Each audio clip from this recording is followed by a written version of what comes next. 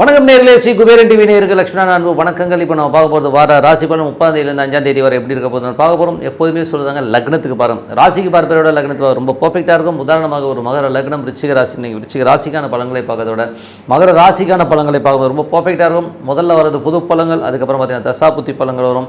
So உங்களுக்கு என்ன தசாபுத்தி அந்தரங்கள் வருதோ அதை மிங்கிள் பண்ணி பார்க்கும்போது ரொம்ப பர்ஃபெக்டாக இருக்கும். வீடியோட எண்டில் டிப் ஆஃப் த வீக் இருக்குது, மறக்காமல் பாருங்கள். மிதுன ராசி. ஸோ மிதுன ராசிக்கு வந்து பார்த்தீங்கன்னா உங்களது ராசியாதி 1 4ஆம் அதிபதியான புதன் வந்து 6 இருக்குது. அதுவும் சனியுடைய சாரத்தில் இருக்கும்போது ரொம்ப எப்படி இருக்கும் அப்படிங்கும்போது நிறைய பிரயாணங்கள். ஸோ நிறைய பிரயாணங்கள் மேற்கொள்வதற்கான வாய்ப்புலாம் நிறைய இருக்குது. ஸோ இதில் வந்து பார்த்திங்கன்னா 1 4 வந்து 6 இருக்கும்போது அதோடைய நட்சத்திராதிபதி சனி வந்து 9 இருக்கிறது வந்து பார்த்திங்கன்னா உங்களுக்கு என்ன மாதிரி விஷயங்கள் பண்ணணும்னா, நிறைய வேலையில் வந்து நிறைய பிரயாணங்கள் மேற்கொள்வதற்கான வாய்ப்பு, வீடு வாசல் அப்பா அம்மா சொத்துக்கள் சம்மந்தமான விஷயங்களில் கொஞ்சம் ட்ராவல் பண்ணுற மாதிரி விஷயங்களுக்கும் கொஞ்சம் அலைச்சல்கள் இருக்கிறதுக்கான வாய்ப்புகளை நிறைய கொடுத்துரும். ஸோ அந்த மாதிரி விஷயங்களுக்கும் தாயார் தந்தையார் மற்றும் அவங்களுடைய உடல்நலம் சார்ந்த விஷயங்களும் கொஞ்சம் கவனமாக இருக்கணும்.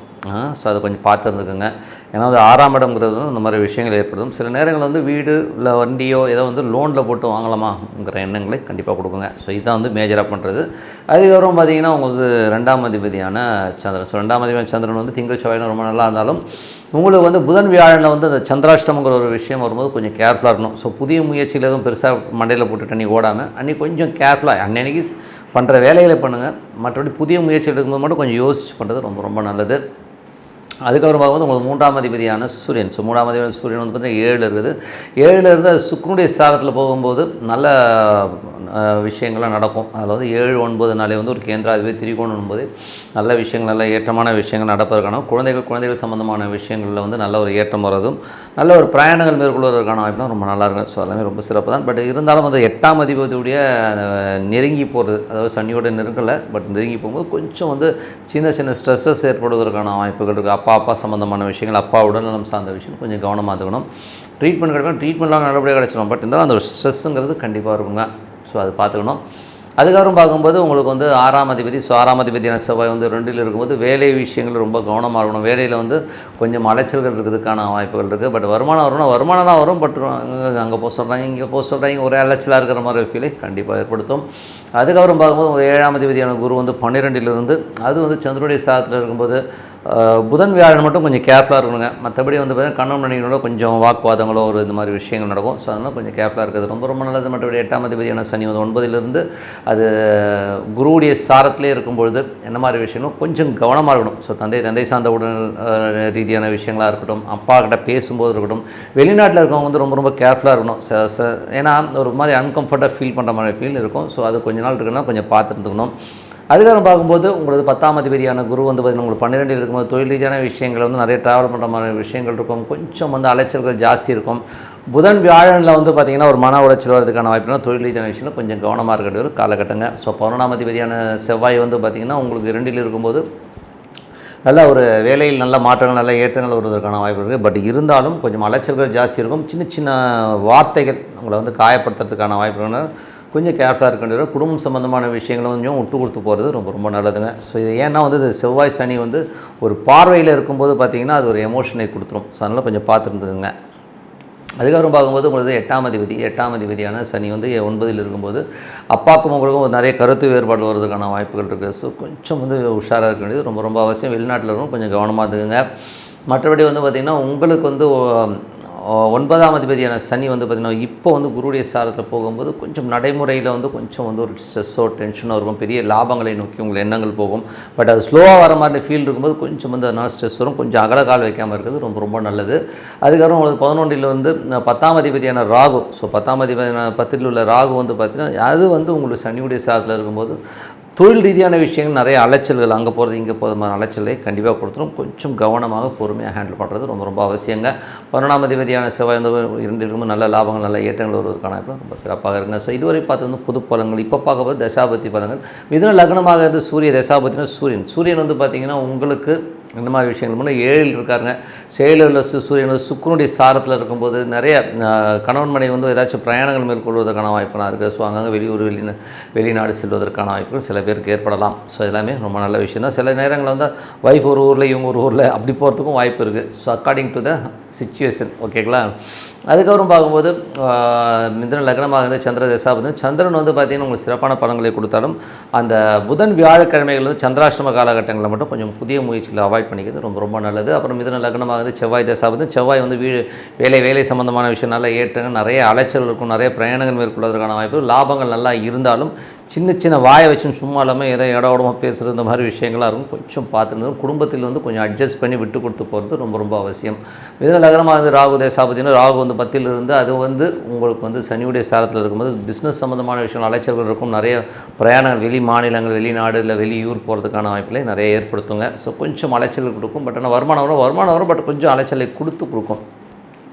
அதுக்கப்புறம் தந்தை சார்ந்த விஷயங்கள் பூர்வீக சம்மந்தமான விஷயங்கள் ஏதாச்சும் நடக்கிற மாதிரி தான் அது நடப்பதற்கான வாய்ப்புகள் நிறைய இருக்குது. ஸோ அதெல்லாமே ரொம்ப ப்ளஸ்ஸு.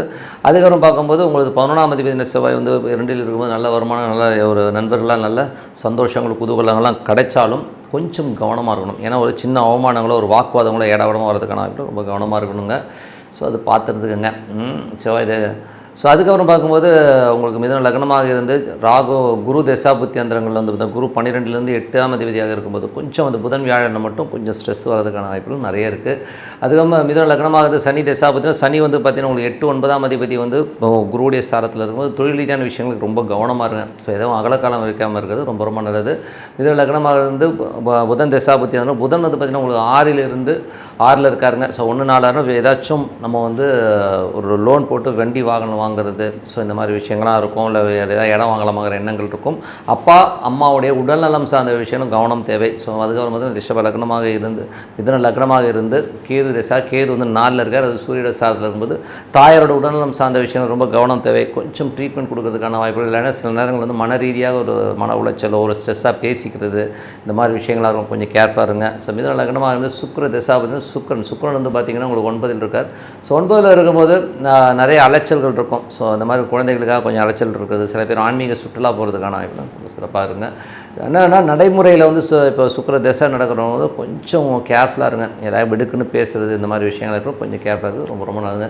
ஸோ நல்ல விஷயங்கள் நல்லா மாற்றம் ஒரு பிரார்த்தனை அவசியம். மனதார இறைவனை பிரார்த்தனை கண்டிப்பாக போகிறதுக்கான ரொம்ப சிறப்பாக இருக்குது. Tip of the week. So tip of the வீக்கில் வந்து பார்த்திங்கன்னா உபாசனை தெய்வம். ஸோ உபாசனை தெய்வங்கிறது வந்து பார்த்திங்கன்னா ஒவ்வொரு மனிதனுக்கும் தேவை. ஸோ இப்போ எங்களுக்கெல்லாம் வந்து ஜோதிடர்களுக்கு வந்து உபாசனை தெய்வம் இருந்தால் தான் வாக்கு பலிதமே வரும். ஆனால் டே டு டே லைஃப்பில் வந்து எல்லோருக்குமே வந்து அது உபாசனை தெய்வங்கிறது ரொம்ப மஸ்ட்டு. நீங்கள் வேணால் பாருங்கள், எல்லா மதத்துலேயுமே வந்து அது ஒரு கம்பல்ஷனாக இது பண்ணி தான் ஆகணும்னு சொல்லி கொடுத்துருக்காங்க. பட் நம்ம வந்து நிறைய பேர் வந்து அதை ஃபாலோ பண்ணுறோம். கிட்டத்தட்ட வந்து ஒரு 10-12% வந்து ஃபாலோ பண்ணால் பெரிய விஷயம். மற்றவங்கலாம் வந்து பார்த்திங்கன்னா அது வந்து ஃபாலோ பண்ணுறது கிடையாது. ஒரு சில ரிலீஜியனில் வந்து பார்த்திங்கன்னா அவங்க வந்து ரொம்ப பர்ஃபெக்டாக ஃபாலோ பண்ணுறாங்க. ஸோ அது வந்து அவங்களுக்கு வந்து அந்த வைப் வந்து அவங்களுக்கு நல்லா தெரியும். ஏன் உபாசனை நமக்குன்னு ஒரு தெய்வம் வேணும்னா எப்படி 3 வேளை சாப்பாடு முக்கியமோ அது மாதிரி இறை வழிபாடு ரொம்ப ரொம்ப முக்கியம். ஏன்னா வந்து இறைவனை வந்து நமக்குள்ளே கொண்டு வரணும். ஏன்னா வந்து ஒரு 2 மணி நேரம் 3 மணி நேரம் படம் பார்க்குறோம், சீரியல் பார்க்குறோம், எதுக்கோ ஸ்பெண்ட் பண்ணுறோம், அரட்டை அடிக்கிறோம். பட் இறைவனை வழிபாடு பண்ணோன்னா அதுக்கு டைம் இல்லைன்னு சொல்கிறோம். ஸோ இது எவ்வளோ மட்டமான ஒரு விஷயம் இல்லையா? ஸோ நமக்கு வந்து இயக்கமே இறைவன் தான். ஸோ இறைவன் வந்து எப்படி வழிபாடு பண்ணால் உங்களுக்கு ரொம்ப பிடிச்ச தெய்வம் என்னவோ, இப்போ எங்களுக்கு ஜாதக ரீதியாக பார்த்தா உங்கள் கட்டத்தில் வந்து எது ஹையஸ்ட் டிகிரியோ அதுதான் வந்து உங்கள் உபாசனை தெய்வம்னு நாங்கள் சொல்லுவோம். பட் அப்படி இல்லைனா கூட நீங்கள் உங்களுக்கு பிடிச்ச தெய்வத்தை வந்து நீங்கள் வழிபாடு பண்ணணும். எப்படி வழிபாடு பண்ணணும்னா, இப்போ உதாரணத்துக்கு ஈஸ்வரன் வந்து பிடிக்குதுன்னு வச்சுக்கோங்க, ஓம் நமச்சிவாய ஓம், அந்த ஈஸ்வரன் உள்ளே வரணும். ஸோ அந்த மாதிரி ஃபீல் பண்ணி நீங்கள் பண்ணும்போது பார்த்திங்கன்னா அந்த இறைவன் வந்து உங்களோட ஒன்ற ஆரம்பிப்பார். ஸோ ஒன்ற ஆரம்பிக்கும் போது உங்களுக்கு அந்த மேஜிக் நல்லா தெரியும். இதில் வந்து பார்த்திங்கன்னா நிறைய பேர் கேட்குறது என்னென்னா, ஒரு சாமியை கும்பிட்டா உடனே எனக்கு ரிசல்ட் வந்துடுமா, உடனே எனக்கு பணம் கொட்டிடுமா, அப்படியே இந்த 4 பக்கத்துலேருந்து பணம் கொட்டு பார்த்தா எல்லாருமே கேட்குறாங்க. ஸோ பணங்கிறது வந்து ஒரு கருவி சாமி, அது வந்து ரொம்ப ஒரு சின்ன ஒரு விஷயந்தான் அது. ஓகேங்களா? ஸோ பணத்தை விட பெரிய விஷயம் நிறைய இருக்குது. ஸோ நமக்கு நிம்மதி தேவை, சந்தோஷம் தேவை, ஓகேங்களா, நல்ல ஆரோக்கியம் தேவை, இதெல்லாம் ரொம்ப முக்கியம். ஸோ நீங்கள் ப்ரேயரில் வந்து பார்த்திங்கன்னா எனக்கு சந்தோஷமாக இருக்கணும் மட்டும் கொடுங்க, ஆட்டோமேட்டிக்காக நீங்கள் சந்தோஷமாக இருக்கிற அத்தனை விஷயம் வந்து சூப்பராக நடக்க ஆரம்பிக்கும். ஸோ அது வந்து ப்ரேயரில் மட்டும்தான் கிடைக்கும். ஸோ நீங்கள் வந்து உணரணும், மன ரீதியாக உட்காந்து டெய்லி வந்து அதை ப்ராக்டிஸ் பண்ணால் தான் வரும். இமீடியட்டாக வந்து ஒரே நாளில் வந்து நான் வந்து ஒரு வாரம் சாமி கும்பிட்டேன், எனக்கு சாமி ஒன்றும் கொடுக்கல அப்படின்னு நினச்சிங்கன்னா அது ரொம்ப தப்பு.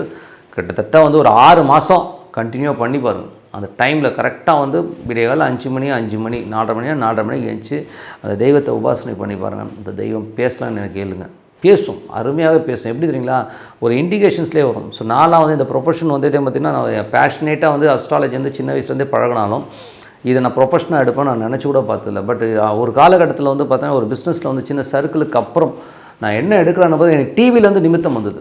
டிவிலேருந்து பார்த்தீங்கன்னா ஜோதிடத்தை பற்றி பேசுகிறாங்க, ஏன் நம்ம இதை எடுக்கக்கூடாதுங்கிற அந்த நிமித்தம். ஸோ ஒவ்வொரு விஷயம் நிறைய விஷயங்களில் என் லைஃப்பில் வந்து பார்த்திங்கன்னா இந்த ஜோதிடத்தை அந்த நிமித்தங்கிற விஷயம் கொடுத்தது வந்து தெய்வம் தான். ஏன்னா அந்த தெய்வத்தை வந்து நான் மனசார பூஜை பண்ணும்போது அந்த தெய்வம் வந்து கரெக்டாக வேறு ரூபத்துலேருந்து வேறு ஒரு விஷயமாக கொடுக்கும், புக்கிலேருந்து கொடுக்கும்.